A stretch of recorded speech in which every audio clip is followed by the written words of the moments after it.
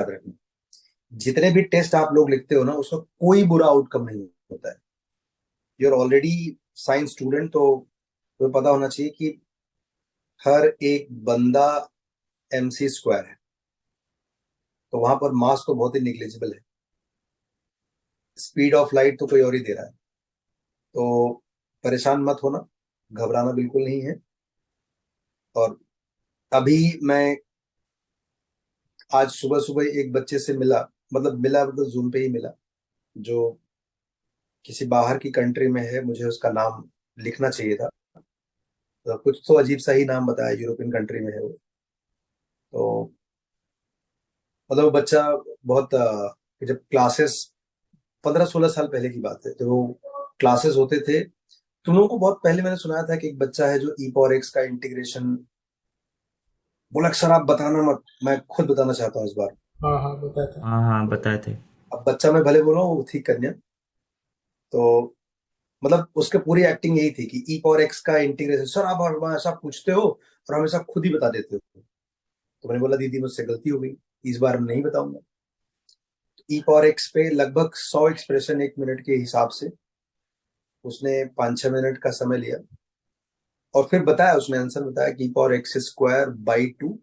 उसको एक ही डाउट था कि वो प्लस सी ऊपर लगाना चाहिए या नीचे। तो मैंने उसको बोला कि मैं इसके लिए गवर्नमेंट से लड़ाई भी कर सकता हूँ, तू दोनों जगह लगा। तो आज सुबह उसका बहुत अच्छा लगा मुझे उसका जेस्चर, और जान के बहुत खुशी हुई कि सीजन, मतलब उसने अपना घर का फोटो वोटो भेजा।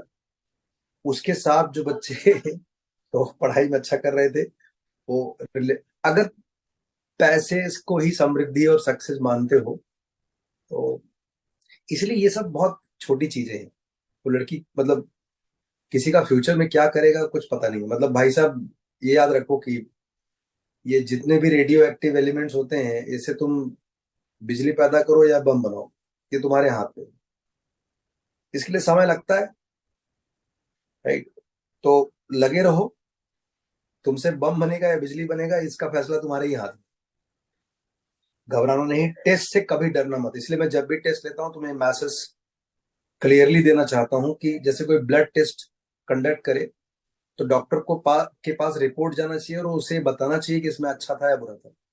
इसलिए मैं सेफर साइड में हर टेस्ट के बाद ये बताना चाहता हूँ, इस टेस्ट का पर्पस जानना क्या था और हमें क्या पता चला। तो जिन लोगों के अगर थोड़े कम मार्क्स आते भी हैं कभी, तो उन्हें ये पता करना है कि थियरी थोड़ा सा और इनहेंस कैसे करें। बहुत सारे लोगों को एक ही चीज एक बार पढ़ने पर समझ में नहीं आती, तो 2-3 बार पढ़ो। कुछ लोगों को थियरी पढ़ करके नहीं समझ में आती है, लेकिन उनको पूछा जाए बार बार तो उन्हें याद हो जाता है।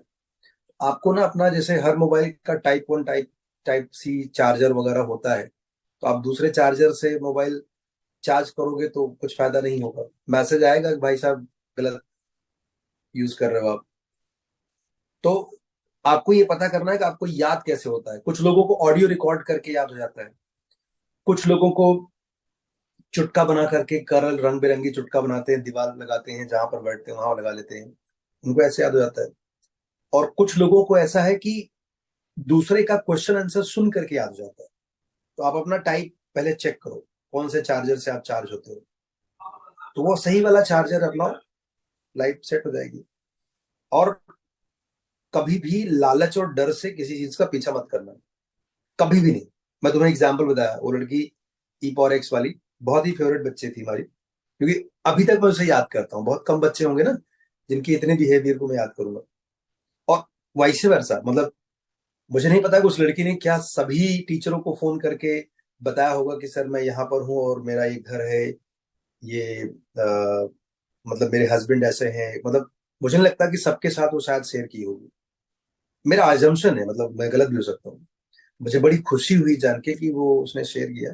और सी बहुत खुद से बनाया उसने, खुद के पैसे से बनाया, खुद से कमा के बनाया उसने, और बहुत अच्छा लाइफ में। तो मतलब इससे एक उम्मीद जगी है कि जो आज अच्छा दिख रहा है, उसके रेस्पेक्ट में जो थोड़े कम अच्छे दिख रहे हैं, ये अंत तक हमेशा कम अच्छे ही रहेंगे ऐसा बिल्कुल जरूरी नहीं है।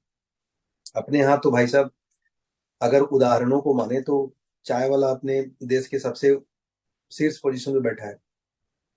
तो मतलब पिक्चर अभी बाकी है मेरे दोस्त, लगे रहो। नो जर्नीज, जर्नी का मजा डेस्टिनेशन में नहीं है, ज्यादा मजा तो जर्नी में ही है एक्चुअली। तो लगे रहो, एंजॉय करो। और अगर इंजॉयमेंट में कुछ आगे पीछे है तो जरूर बात करो, पेरेंट्स से, टीचर से, और थोड़ा खुद से। चलो बाय बाय, कल मिलते हैं।